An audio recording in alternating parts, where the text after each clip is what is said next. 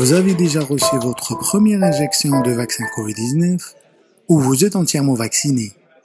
De nombreux pays déploient les vaccins Covid-19 pour que la pandémie soit terminée et que nous puissions revenir à la normale. Comment un vaccin Covid-19 affecterait-il votre corps et combien de temps faudrait-il pour devenir immunisé?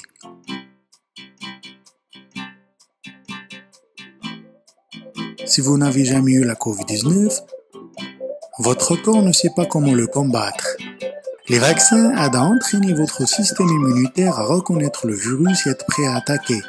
Mais, comme nous avons tous des systèmes immunitaires différents, nous réagissons différemment aux vaccins et aux virus.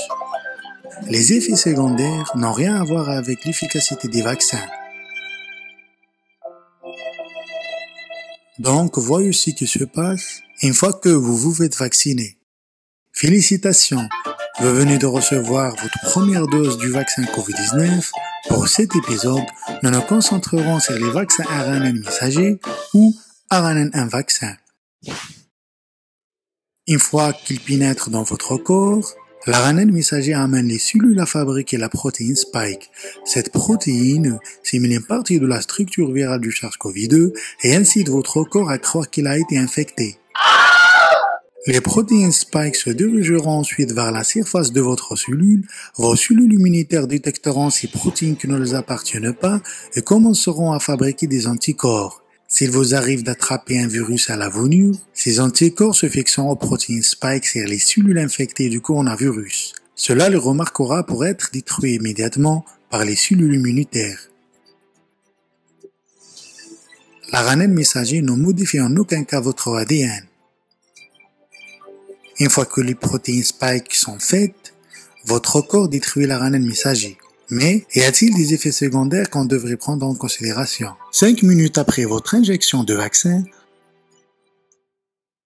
vous ressentirez une douleur au bras.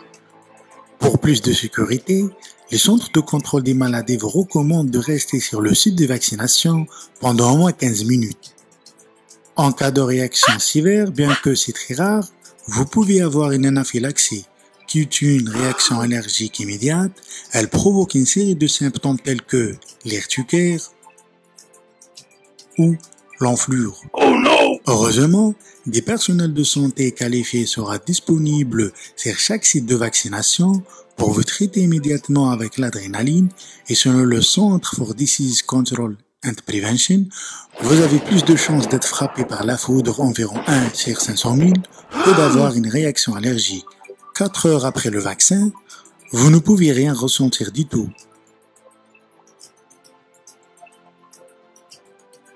Mais vous pouvez aussi avoir un léger mal de tête ou une fièvre légère et vous sentir fatigué. C'est tout à fait normal. Et c'est un signe que votre système immunitaire a déclenché l'action. À ce stade, vous pouvez ressentir des symptômes bénins à mesure que votre corps est pour vaccin. Vous pouvez vous sentir fatigué, une fébricule. Assurez-vous de vous reposer et de prendre une journée de congé si vous en avez besoin. Après environ 48 heures, vous devez recommencer à sentir normal. 21 jours, si vous avez le vaccin Pfizer ou Moderna, vous devez recevoir votre deuxième injection de rappel 3 à 4 semaines après la première dose. Votre système immunitaire sera plus fort que la première fois. Après votre deuxième dose, vous pouvez vous sentir à nouveau immunable, vous pouvez vous sentir fatigué, fiévreux et avoir des frissons. Ces réactions sont plus fréquentes après la deuxième dose du vaccin, mais elles sont principalement légères à modérées et disparaissent généralement en un jour ou deux. Et 2 semaines après ton deuxième injection, vous serez complètement vacciné contre le virus Covid-19. Jusqu'à présent, le vaccin Pfizer a été efficace 95% pour prévenir la maladie Covid-19 et dans tous les cas, le vaccin peut prévenir l'hospitalisation ou la mort chez les patients qui sont tombés malades. Se faire vacciner est donc la voie la plus sûre pour vous protéger, vous, votre famille et votre communauté contre ce virus. Cela pourrait également aider à atteindre l'immunité collective en faisant en sorte que les personnes vaccinées agissent comme une barrière entre les personnes non vaccinées et celles qui ont été infectées. Merci pour votre attention.